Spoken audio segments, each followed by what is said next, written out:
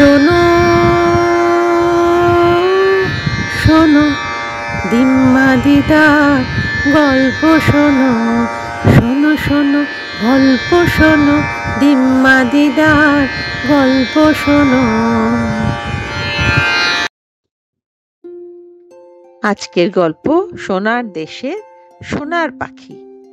এক রাজার রাজবাড়ির চারপাশে প্রকাণ্ড বাগান। সেই বাগানে এক আশ্চর্য আতা গাছ ছিল, তাতে সোনার আতা ফলত। রাজা রোজ নিজে আতা গুনে রাখতেন। কিছুদিন পর আতাগুলো পাকতে শুরু করলো। একদিন রাজা দেখলেন একটা আতা কম। প্রতিদিন একটা করে আতা কমতে শুরু করলো। যতই সেপাই পাহারায় বসান, কিছুতেই আর চোরকে ধরা যাচ্ছে না। রাজার 3 ছেলে ছিল। রাজা একদিন বললেন, এবার থেকে তোমাদের পালা করে আতা গাছ পাহারা দিতে হবে। কিছুতেই সেই আতা চোরকে আমরা ধরতে পারছি না। প্রথম দিন সন্ধে হতেই বড় পুত্র তৈরি হয়ে আতা গাছ পাহারা দিতে এলেন। সারা রাত আতা গাছের চারপাশে ঘুরে ঘুরে পাহারা দিলেন। ভোর রাতের দিকে 2 চোখ তার একটু লেগে এলো। সকালে উঠে দেখেন একটা আতা চুরি হয়ে গেছে। এবার রাজা মেজ রাজপুত্রকে পাঠালেন আতা গাছ পাহারা দেবার জন্য। মেজ রাজপুত্র মনে মনে ঠিক করে নিলেন, কিছুতেই আর ঘুমোনো যাবে না। আতার দিকে তাকিয়ে বসে আছেন। ভোর রাতের দিকে তিনিও ঘুমিয়ে পড়লেন। সকালে উঠে যথারীতি দেখলেন একটা আতা চুরি হয়ে গেছে। এবার ছোট রাজপুত্রের পালা। রাজা বললেন, তোমার বড় ভাইরা পারলো না, তুমি কি পারবে? ছোট রাজপুত্র তীর ধনুক নিয়ে প্রস্তুত ছিলেন। উনি বাবাকে প্রণাম করে আতা গাছের তলায় গিয়ে পাহারায় বসলেন। সারা রাত ঘুরে ঘুরে পাহারা দিলেন। ভোর রাতে দেখলেন আকাশের শোঁ শোঁ করে কিছু একটা উঠছে। সে এসে আতা গাছে বসলো। একটা আতা নিয়ে আবার শোঁ করে উড়ে চলে গেল। রাজকুমার তীর ধনুক নিয়ে প্রস্তুতি ছিলেন, দিলেন তীর ছুঁড়ে। কিন্তু পাখিটি এত জোরে উড়ছিল যে লক্ষ্যভ্রষ্ট হলো। লক্ষ্যভ্রষ্ট হলে হবে কি, ডানার একটা পালক এসে বাগানে পড়ল। রাজার কাছে রাজপুত্র সেই পালকটা নিয়ে গেলেন। চোরকে ধরা গেল না, কিন্তু জানা তো গেল কে চোর। রাজা দেখলেন এ তো সোনার পালক। একটা পালকেরই এত দাম, তাহলে আস্ত পাখিটার না জানি কত দাম হবে। কাজেই এই পাখিটা তার চাই। সে যে করেই হোক, পাখিটা তার যেমন করেই হোক, চাই চাই চাই। বাবার আদেশে বড় রাজকুমার তীর ধনুক নিয়ে ঘোড়ায় চড়ে টগবগিয়ে রওনা দিলেন সোনার পাখির সন্ধানে। কিছুটা যাবার পর এক বনের ধারে এক শেয়ালের সঙ্গে দেখা হলো। তীর উঠিয়ে যেই তাকে মারতে যাবেন, অমনি সে বলে উঠল, আমায় মেরো না, আমি তোমায় সোনার পাখির সন্ধান দেব। বড় রাজপুত্রের তো সুবিধাই হলো, কারণ সে তো সোনার পাখির সন্ধান জানতেনই না। শেয়াল বলল, এই পথ ধরে সোজা চলে যাও। একটু গেলেই দেখবে দুপাশে 2টি সরাইখানা।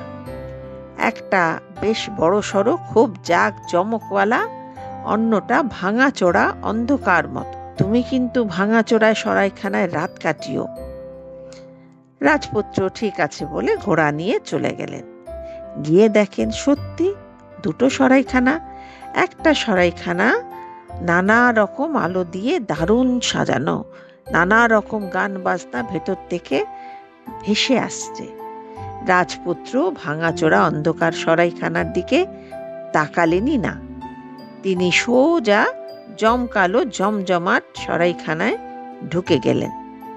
সেই যে গেলেন, 1 দিন 2 দিন 5 দিন, এমনকি 1 মাস কেটে গেলেও বড় রাজপুত্র আর ফিরলেন না।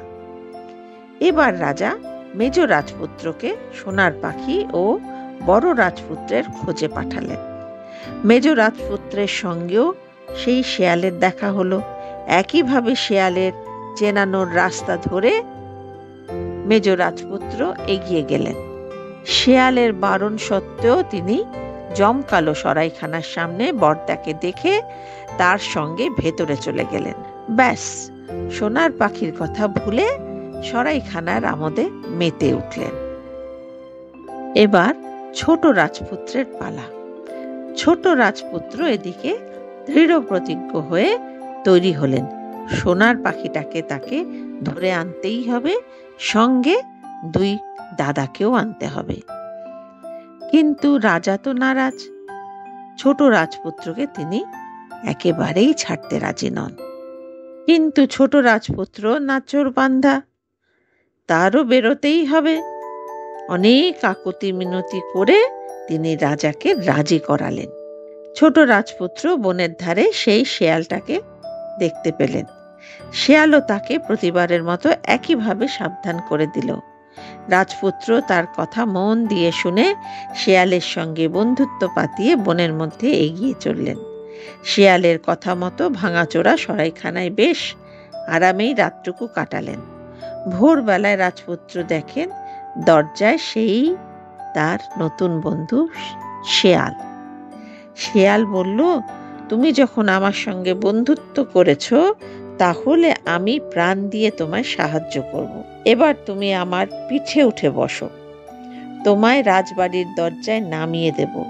সেই বাড়ির দরজায় দেখবে অনেক সিপাই শান্তি সবাই ঘুমোচ্ছে। তুমি একদম ভয় পেও না, সোজা একদম শেষের ঘরে গিয়ে থামবে, এদিক ওদিক কিন্তু তাকাবে না। দেখবে একটা কাঠের খাঁচায় সোনার পাখি, তার পাশে একটা খালি সোনার খাঁচা আছে, সেটাই কিন্তু একদম হাত দেবে না। রাজপুত্র রাজবাড়ির সামনে নেমে সোজা প্রাসাদে ঢুকে গেলেন। সত্যি দরজার সামনে বহু সিপাই ছিল, কিন্তু সবাই অঘোরে ঘুমাচ্ছিল। ছোট রাজপুত্র একদম শেষ ঘরটায় গিয়ে সোনার পাখি দেখা পেলেন। কি যে হলো রাজপুত্রের কে জানে।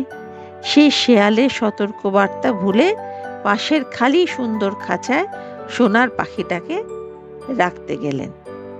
আর তখনই ঘটল অঘটন। সোনার পাখিটা চেঁচিয়ে উঠল।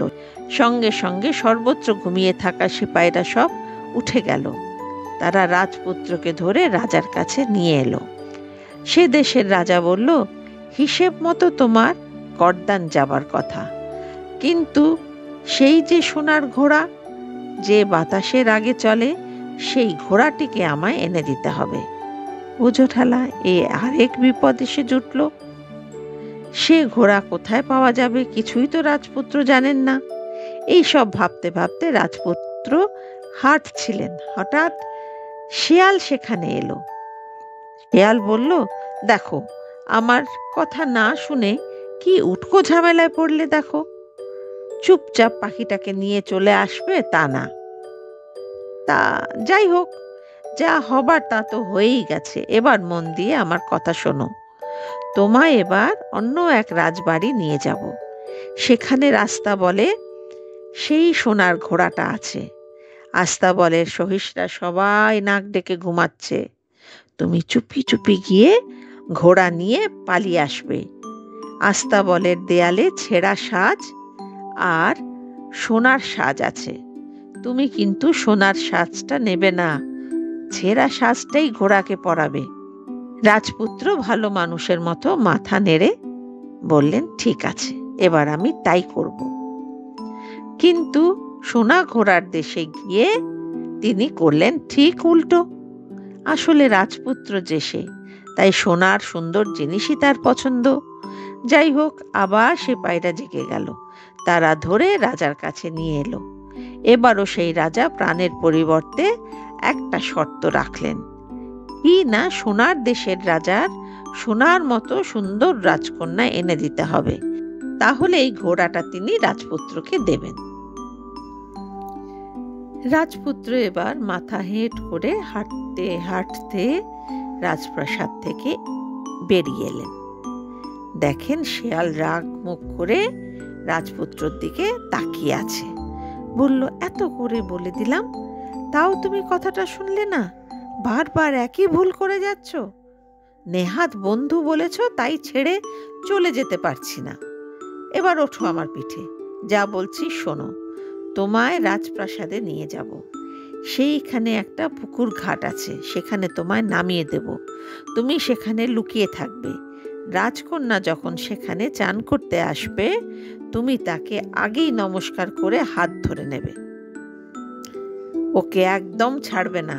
ছাড়া পেয়েই রাজার সঙ্গে দেখা করতে গেলেই ব্যাস সর্বনাশটি হবে। রাজপুত্র সবই শেয়ালের কথা মতো করলেন।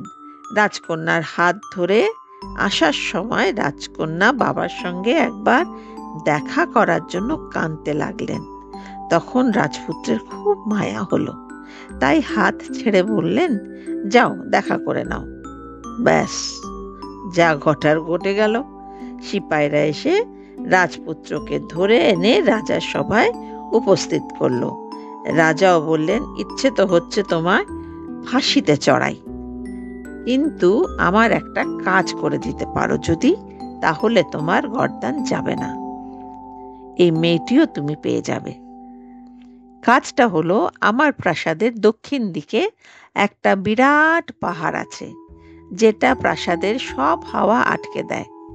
ওই পাহাড়টা 8 দিনের মধ্যে ভেঙে সমতল করে দিতে হবে। এত বড় পাহাড় কি একা 8 দিনের মধ্যে ভেঙে ফেলা যায়? তাও একটা শাবল নিয়ে খোঁড়াখুড়ি করতে লাগলেন। সারা দিন সারা রাত একটু করে খোঁড়েন, একটু করে আরাম করেন। 7 দিন পর দেখেন এত করার পরও 100 ভাগের 1 ভাগও ভাঙতে পারেননি। এবার তো গর্দান যাবেই যাবে।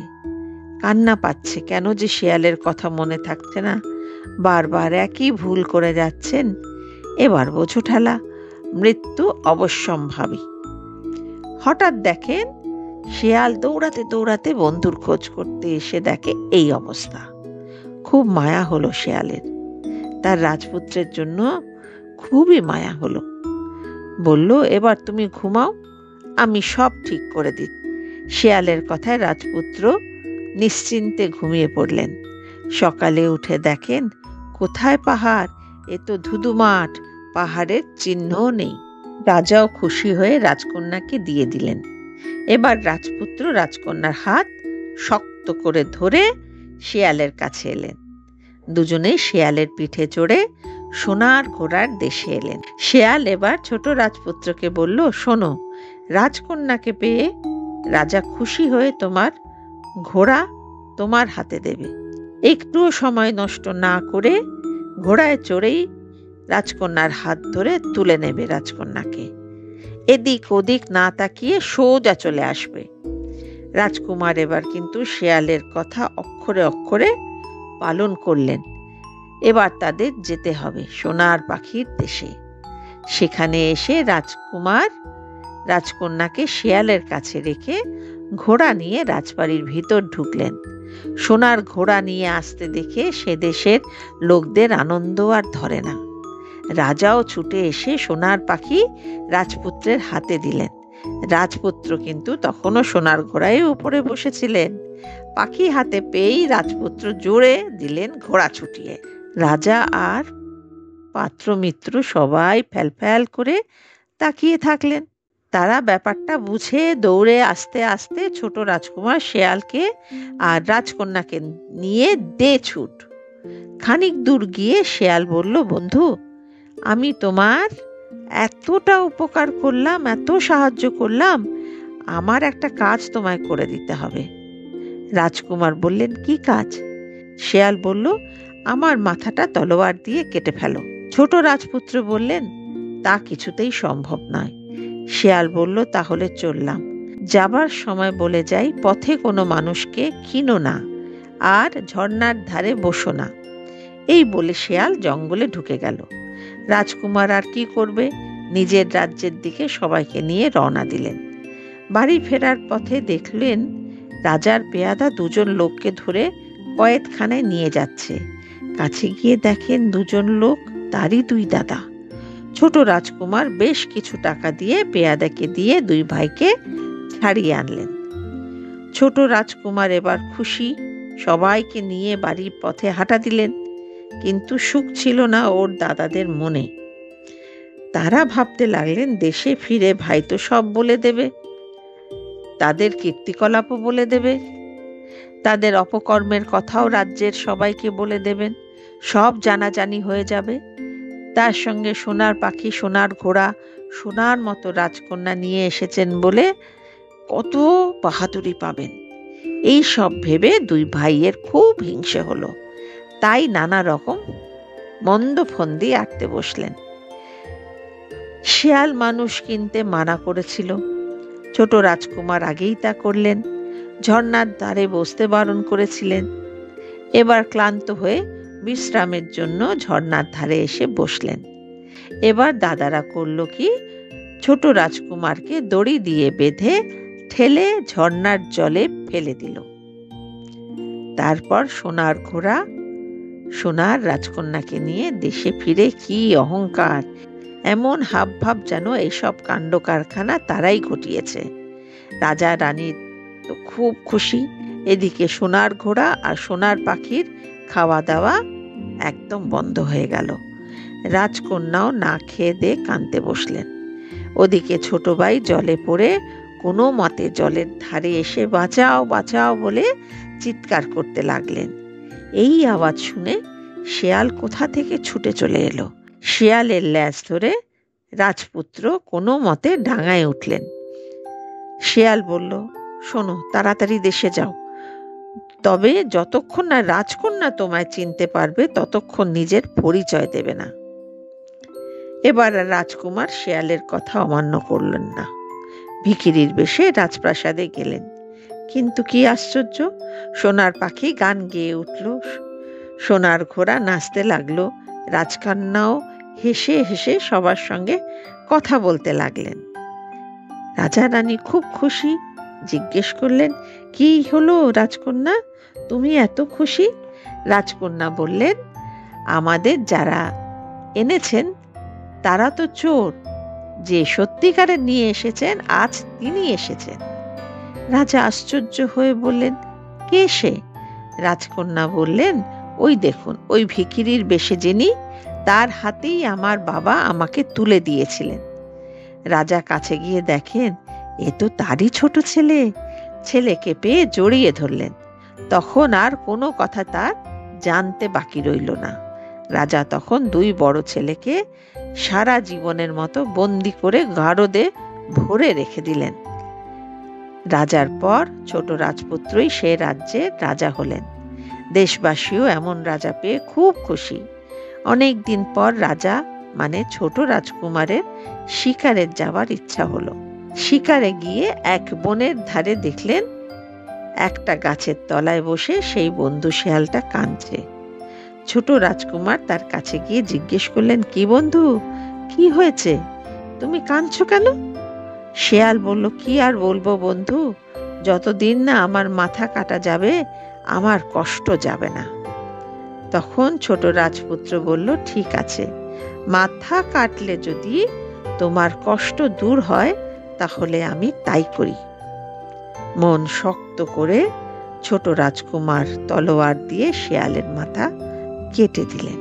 সঙ্গে সঙ্গে শেয়াল কোথায় হাওয়া হয়ে গেল। তার জায়গায় দেখলেন সুন্দর এক রাজপুত্র। শেয়াল আসলে সোনার দেশের রাজারই পুত্র, সোনার রাজকন্যার ভাই। এক দুষ্টু ডাইনির অভিশাপে শেয়াল হয়ে এতদিন তাকে থাকতে হচ্ছিল। দুই বন্ধু দুজন দুজনকে জড়িয়ে ধরলেন। অনেক গল্প হলো তাদের। তারপর দুজনে বিদায় নিয়ে শিগগিরই আবার দেখা করার প্রতিশ্রুতি দিয়ে সোনার দেশের রাজপুত্র সোনার দেশে চলে গেলেন। এদিকে রাজপুত্র বাড়ি ফিরে সোনার দেশের রাজকন্যাকে তার ভাইয়ের সমস্ত গল্প জানালেন।